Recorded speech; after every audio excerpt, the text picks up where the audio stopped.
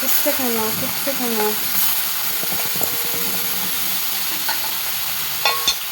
এসব তোমাদের দেখাই। মাছ ভাজতে দিয়ে দিয়েছি। এই সব বেগুন ধুয়ে নুন মাখিয়ে রেখেছিলাম যাতে একটু রস বেগুনের ইয়েটা বেরিয়ে যায়।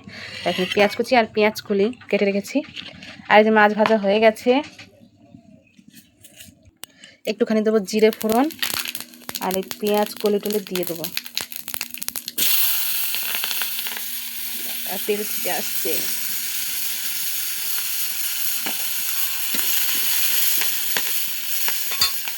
এই বেগুনটাও দিয়ে দেবো।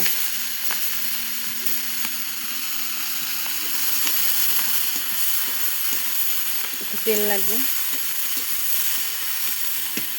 আর দিব কয়েকটা কাঁচা লঙ্কা চেরা আর এই মাছের তেলটা দিয়ে দেবো।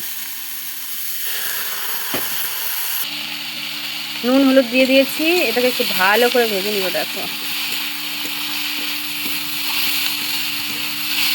মাছের তেল কটা দারুণ লাগে খেতে। এটা দিয়েই ভাত খাওয়া যায় জানো।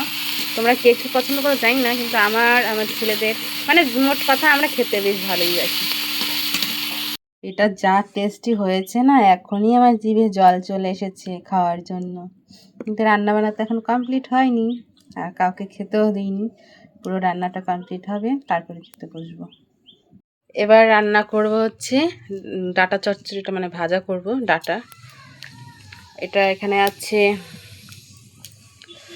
পেঁয়াজ করে দিয়েছি, পেঁয়াজ দিয়েছি, একটু গাজর দিয়েছি, আলু দিয়েছি, আর হচ্ছে ফুলকপির ডাঁটা, আর হচ্ছে ব্রোকলির ডাঁটা যেটা হয়, ব্রোকলির ডাঁটাটা বেশি ভালো লাগে ফুলকপির ডাঁটার থেকে। একদমই দেখো দারুণ লাগে খেতে। আর এখানে জিরে ফোড়ন দিয়ে দিচ্ছি। এবার দিয়ে দেবো নুন আর দিয়ে দেবো হচ্ছে হলুদ।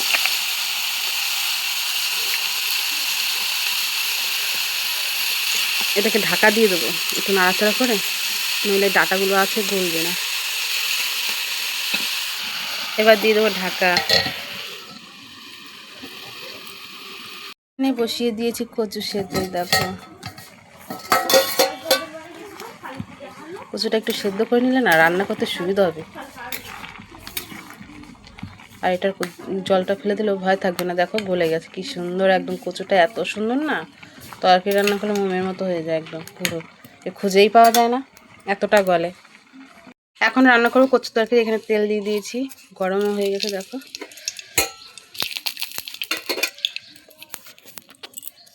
আর এদিকে ঠান্ডার ভেতরে কাঠের উনুনে রান্না করতে বেশ মজাই লাগছে। সব এখানে নুন হলুদ করে কী অবস্থা হয়েছে। আর এখানে দিয়ে দিলাম জিরে ফোড়ন।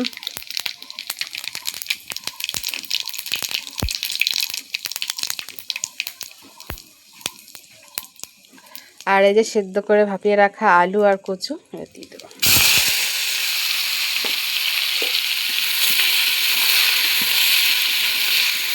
একটু নুন দিয়ে সেদ্ধ করেছি যাতে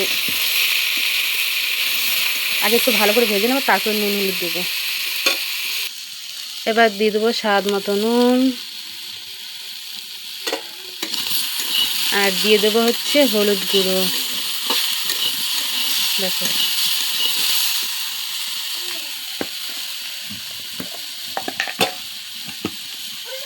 এই হচ্ছে হলুদ গুঁড়ো।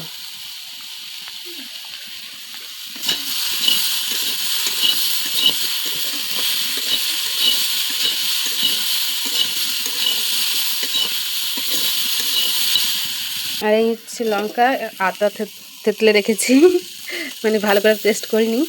লঙ্কাটা দিয়ে দিলাম, একটু ভেজে নেব।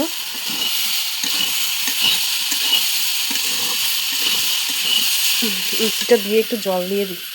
এর তরকারি কষিয়ে দেখো জল দিয়ে দিয়েছি, কারণ এত কাশি আসছিল না লঙ্কা দেওয়ার পরে, ওই জন্য তোমাদের সঙ্গে শেয়ার করতে পারিনি। এখন ঢাকা দিয়ে দেবো। আর এই যে ভাজা মাছটা একটু সেদ্ধ হয়ে যাও, তারপরে নামানোর আগে কিছুক্ষণ আগে দিয়ে দেবো মাছটা। এটা কিন্তু ব্রিকেট মাছ, অতটা ভালো লাগে না খেতে, কেমন একটা খাওয়ার পর না একটা আস্তে গন্ধ লাগে। দেখি ঢাকনাটা উল্টিয়ে তরকারি আমার কত দূর কি হলো।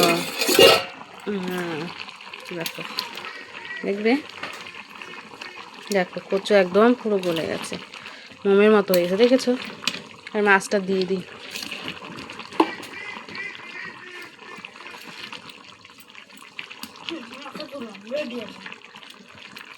দিচ্ছি, এখন জল গরম করে দেবো।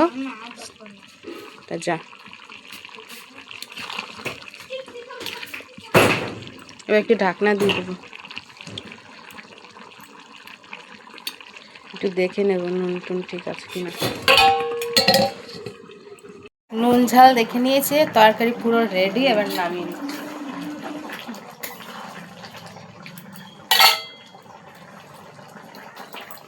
একদম খুব একটা ঝোলও রাখিনি,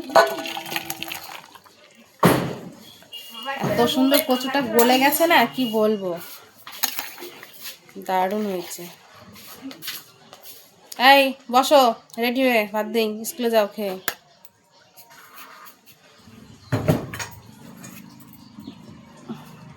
আর ভাজাটা অর্ধেক করে রেখে দিয়েছিলাম নামিয়ে, এখন ভাজাটাকে ভালো করে ভেজে নেব। তরকারি হয়ে গেছে, আর এই হচ্ছে মাছের তেল দিয়ে বেগুন ভাজা পেঁয়াজ কলির সঙ্গে দিয়ে। এই দেখো ভাজা হয়ে গেছে কমপ্লিট, এবার নামিয়ে নিলে রেডি। আর ওদিকে ছেলেদেরও খেতে দিয়ে এখানে খেতে দিয়ে দিয়েছি।